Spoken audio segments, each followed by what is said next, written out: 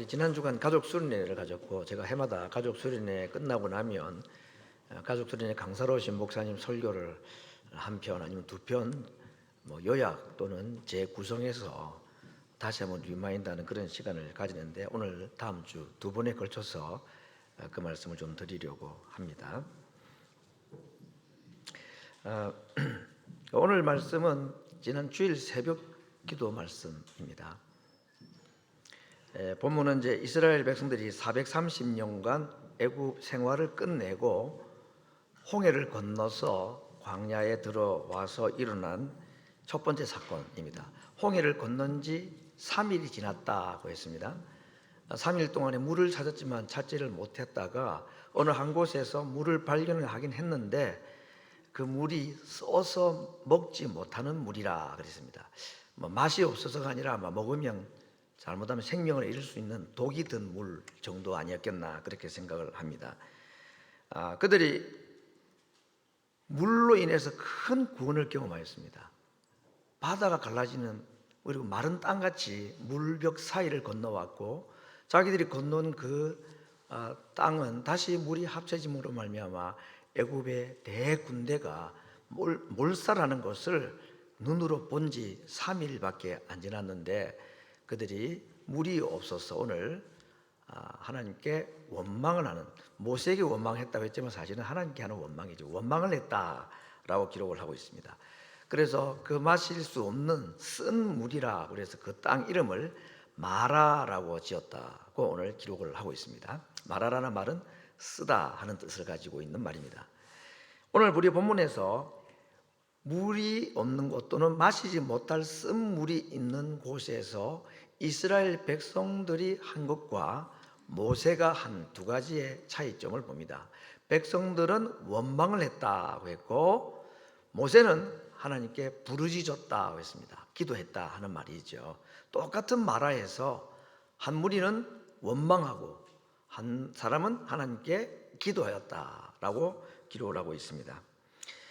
이들은 정말 불과 며칠 전에 애굽의 물이 피로 변하는 것을 경험한 사람들입니다.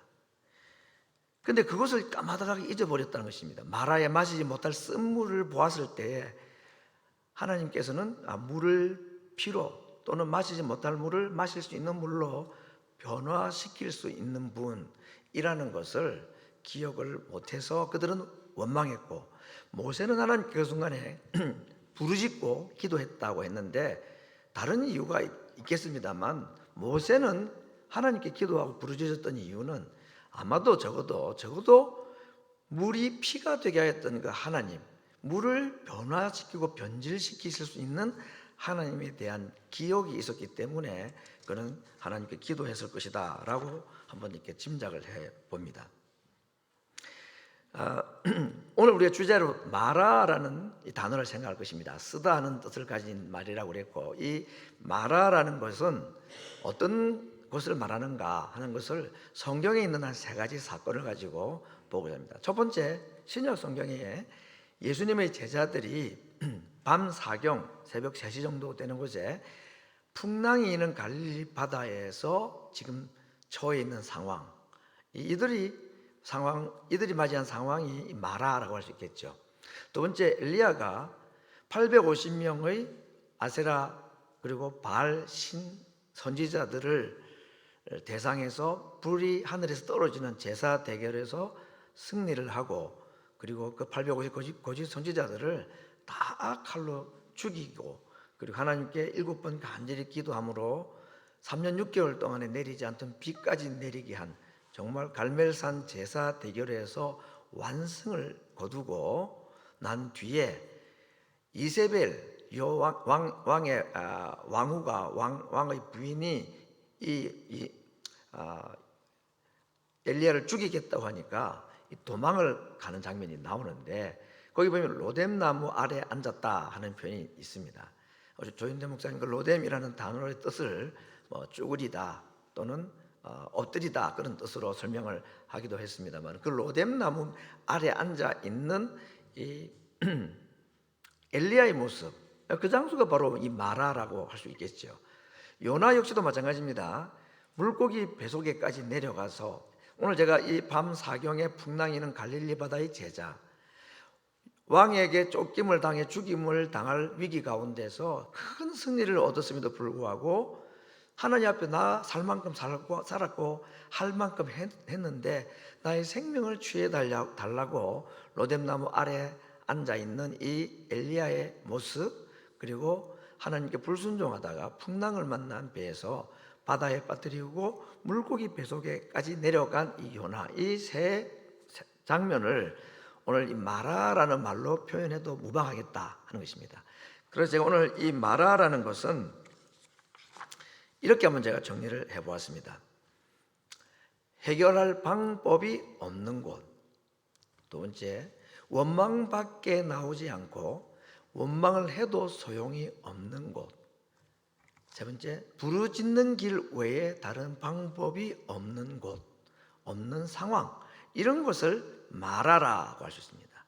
오늘 이스라엘 백성들이나 요나나 엘리야나 풍랑이는 바다에 있는 이 제자들이나 해결할 방법이 스스로는 없습니다. 한다고 했는데 왜 이런 일이 있습니까? 라고 원망이 나올 만하고 원망해도 소용이 없는 곳. 정말 이 마라라는 곳은 딱 한 가지만 할 수 있는 곳, 부르짖는 길 외에 다른 것이 필요가 없는 곳. 네, 여러분, 이 마라라고 우리가 정의를 한번 해보겠습니다. 마라는 부르짖는 길 외에 다른 방법이 없는 곳이 마라다 하는 것입니다. 근데 이스라엘 백성들이나 또 다른 오늘 나와 있는 여러 많은 사람들이 그걸 몰라서도 못하기도 하고 알아도 못하더라 하는 것입니다. 이게 우리의 현실입니다.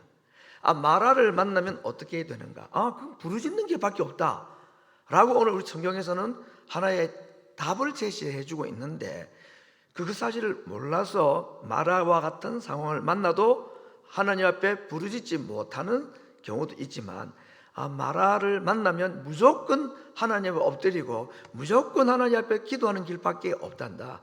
원망이 가장 쉽지만 그 원망을 해도 소용이 없는 것이 마라니, 사람이나 환경에 원망하느니 차라리 하나님께 부르짖어야 된다더라 들었고 나도 알고 있는데 막상 마라와 같은 상황을 만나면 안 되더라는 것입니다.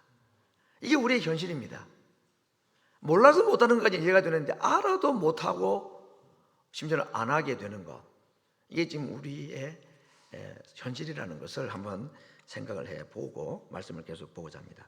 자, 오늘 이렇게 하나님 앞에 마라 앞에서 모세가 한 모습은 부르짖는 기도했을 때에 하나님께서 어떻게 반응하셨는가, 그에게 한 나무를 보여주셨다 그랬습니다. 저 나무를 봐라 고 했던 것 같아요.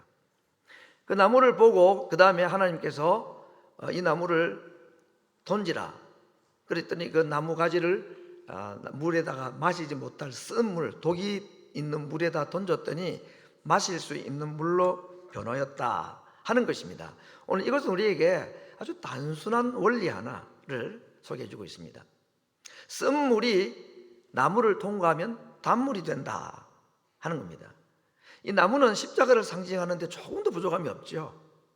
다시 말하면 쓴 물, 마라를 만났을 때에 하나님께 부르짖으면 하나님께서 나무를 통하여, 십자가를 통하여, 예수님을 통과하여 우리의 쓴 물의 현실이 단물이 되도록 해주신다. 이런 변화시키고 바꾸시는 이야기들은 구약 성경에도 신약 성경에도 너무너무 많이 있죠. 예수님의 가나 혼인잔치가 대표적인 것이고 첫 번째 기적을 행했던 것, 체인지 하시는 분, 그런 뜻으로 이 하나님이 어떤 분인가, 마라 앞에서 우리가 하나님 앞에 기도하고 하나님 앞에 부르짖고 엎드릴 때에 하나님께서 나무를 통하여, 십자가를 통하여 예수님을 만나면 쓴물이 단물이 되는 이런 이야기들을 오늘 이 본문에서 우리에게 단순한 하나의 원리로 소개해 주고 있습니다. 그래서 오늘 마지막에 하나님은 자기 스스로를 나 여호와는 치료하는 자라, 치료하는 여호와라고 자기의 또 다른 이름 하나를 여호와 라파라고 소개해 주고도 있습니다. 또 한 가지 생각할 것은, 여러분, 이렇게 쓴물이 마실 수 있는 단물로 바뀌고 난 후에 그 물을 마신 이스라엘 백성들이 다음 장소까지 걸어갔는데 간 곳이 엘림이라는 곳입니다. 물론 엘림이라는 이름이나 마라라는 이름은 그들이 그 장소에서 어떤 사건을 통해서 그들이 붙인 이름이기 때문에 그곳에서 하나님께서 주신 이 12 샘물과 그리고 70그루의 종려나무를 보고 그들이 붙인 이름일 것입니다. 엘림이라고 했습니다.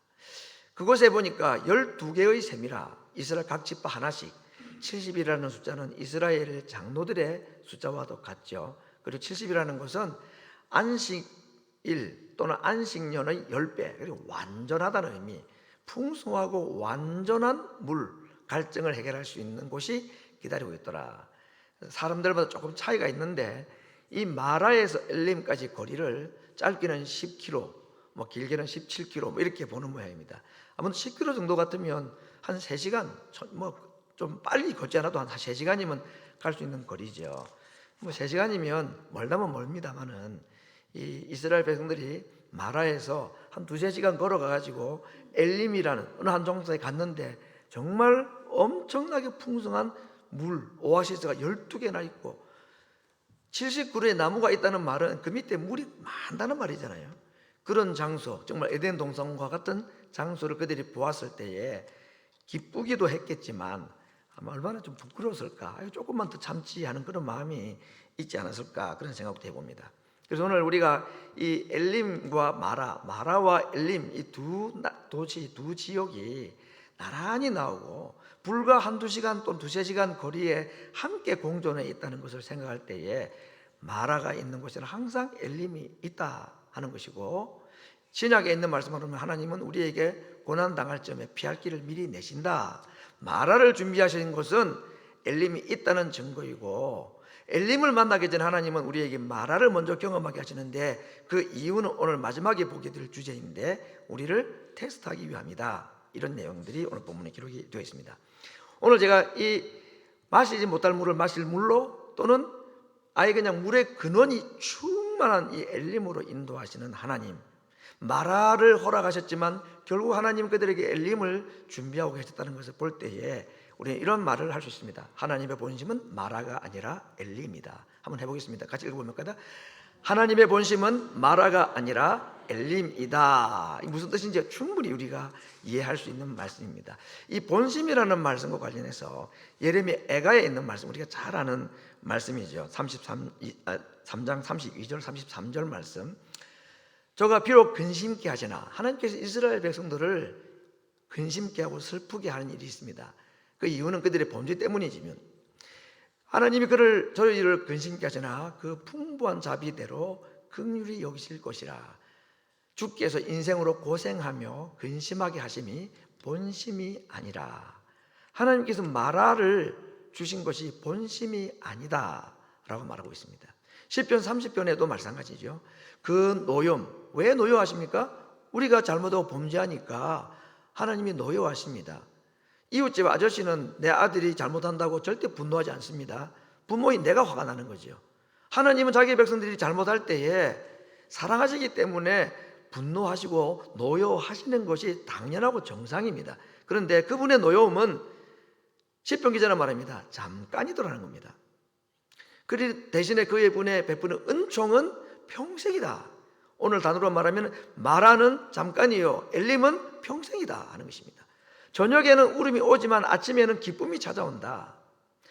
저녁에 밤에 잠이 들고 아침에 해가 뜨듯이 저녁에는 울음이 기숙하고 슬픔으로 내가 잠자리에 든다 할지라도 아침에는 그분의 기쁨이 우리를 찾아오고 맞이해 준다 하는 이런 고백들, 이런 말씀들은 하나님의 본심이 마라가 아니라 엘림이라는 사실을 우리에게 증거해 주는 것입니다. 오늘 이번 이 마라 사건을 하나님 스스로 의미를 어떻게 부여했느냐? 테스트하는 것이다, 시험하는 것이라. 25절 거기서 여호와께서 그들을 위하여 법도와 윤리를 정하시고 그들을 시험하실세. 이 시험이라는 말은 유혹했다는 말이 아니죠. 그들을 테스트했다 또는 트레인했다 그런 말입니다. 훈련시키셨다 그랬습니다.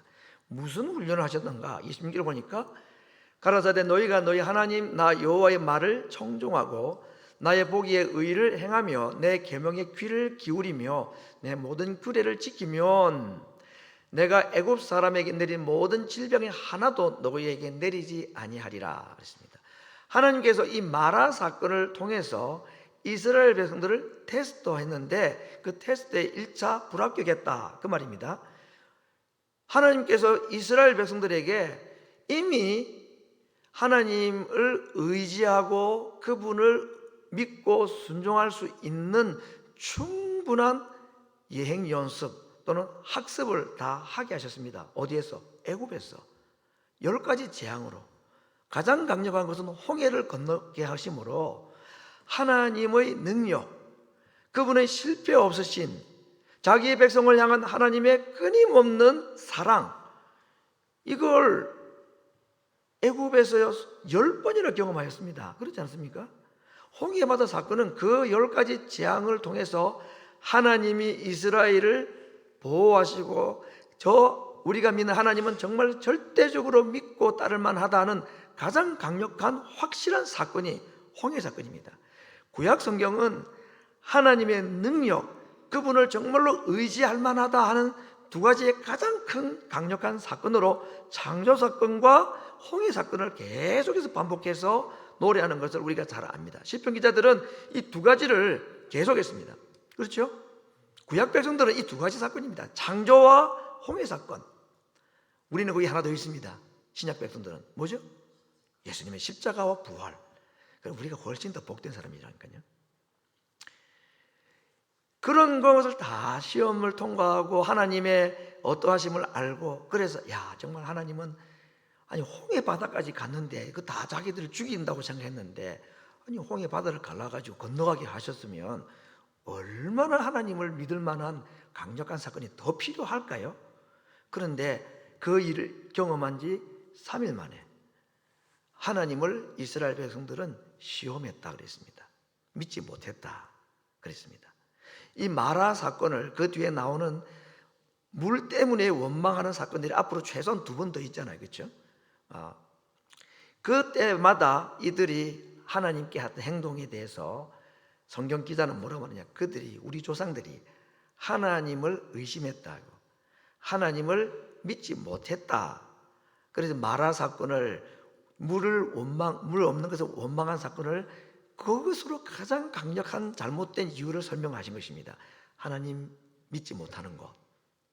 이게 오늘 우리들이 가장 범하기 쉬운 실수입니다. 하나님을 향해서 열심을 내는 거 우리가 할 수 있는데, 이스라엘 백성들에게서 우리가 볼 수 있는 우리의 모습이 뭐냐? 하나님이 나와 함께 하시고 나를 보호하시고 어떤 환경 가운데서도 나와 함께 하시고 나를 지키신다는 것을 남의 이야기든 성경 이야기든 심지어는 내 개인의 삶을 통해서도 자주자주 수없이 경험했는데도 불구하고 딱 마라와 같은 환경을 또 만나면, 물이 없는 일을 또 만나면 거의 동일하게 실수하고 반복하는 잘못이 있었는데, 뭐냐? 하나님 믿어도 되는가? 라고 말했다는 겁니다. 이런 하나님을 믿고 의지하고 따라갈 수 있는가? 과연 이분이 우리를 가나안으로 진짜 인도하실 수 있는가? 하고 의심했다는 겁니다. 이게 이스라엘 백성들이 광야에서 끊임없이 하나님의 시험, 하나님이 출제하시는 출제 문제 앞에서 똑같은 문제 앞에서 똑같이 실패하고 답을 쓰지 못했다는 겁니다. 하나님을 의지하고 그분을 순종하는, 그분의 말씀을 순종하는 이것을 지금 이 마라를 통해서 하나님이 테스트하는 것입니다. 이미 시험 공부 다 했고 모의고사도 다 쳤습니다. 애굽에서, 홍해에서. 근데 마라 앞에서 이들은 여지없이 점수 따지 못했다, 이렇게 지금 말을 평가하고 있습니다. 자, 여러분, 마라에서 이스라엘 백성들이 하나님께서 주시는 테스트, 시험지를 다 받았잖아요. 그 물이 없는 마라라는 환경을 통해서 하나님께서 질문하시는 것이 뭐죠? 질문이 뭐죠? 이래도 너희들이 나를 믿고 의지할 수 있겠느냐? 답, no. 이렇게 썼단 말입니다. 모세는 그렇게 안 했습니다. 예스 했던 거죠. 두 가지를 하나님께서 그들을 테스트한 것은 구원을 받을 자격이 있는가 없는가를 테스트한 게 아닙니다. 그들은 이미 구원받은 자죠. 홍해를 걷는 것이 그 증거입니다. 오늘 하나님께서 구원받은 그들에게, 우리들에게 마라를 통해서 질문하고 테스트하는 것은 뭐냐? 구원받은 자의 삶이 자격이 있느냐? 구원받은 자의 삶의 자격이 있느냐라는 것입니다. 구원받은 자의 삶이라는 게 뭘까요? 마라와 같은 곳에서도, 홍해 앞에서도 하나님을 신뢰하고 순종할 수 있느냐 없느냐.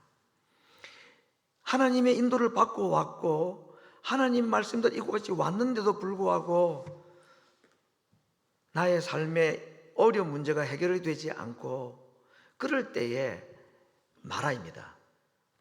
이 상황에서도 너희가 나를 믿을 수 있느냐, 그리고 나를 의지할 수 있느냐 라고 질문하시는 겁니다. 이스라엘 백성들은 못한다고 실패를 했다고 그랬습니다. 오늘 하나님께서 우리들에게 구원받았느냐 안 받았느냐 묻지 않습니다. 그건 하나님과 나만 아는 것이고 이미 우리는 구원받은 자라고 예수님을 믿는 자에 대한 주시는 확신을 그렇게 말씀하셨습니다. 그러나 구원받은 자에게 하나님은 반드시 테스트하십니다. 뭘 테스트하느냐?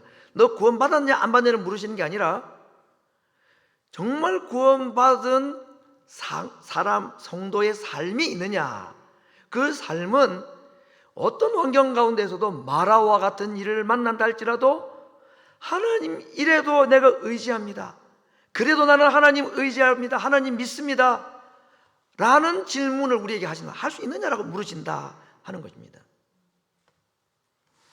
하나님께서 이들에게 시험을 통과하기 위해서 모세와 같이 원망이 아니라 하나님께 의지하는 마음으로 하나님께 부르짖고, 그래서 하나님께 이 상황을 맡길 수 있는 그런 합격자가 되기 위해서 우리에게 두 가지가 필요하다고 생각합니다. 첫 번째는 기억, 두 번째는 기도입니다. 시험 통과를 위해서 우리에게는 첫 번째 기억이 필요하다. 무슨 기억입니까? 이스라엘 백성들이 마라야라는 시험, 이 순간에도 너희들이 나를 의지할 수 있느냐라고 물으시는 질문 앞에 예라고 답할 수 있기 위해서는 두 가지를 해서야 된다. 첫 번째는 기억해야 된다는 겁니다. 뭘 기억해야 될까요? 10가지 재앙과 홍해 사건, 하나님께서 내게 행하신 일, 하나님께서 다른 사람에게든지 성경에 있는 다른 시대에든지 하나님께서 행하신 이 일을 잊어버리면 안 된다는 것입니다. 기억해야 된다. 두 번째는 기도해야 되겠다. 뭘 기도해야 될까요? 하나님께서 내게 행하신 일, 하나님께서 이스라엘에게 행하신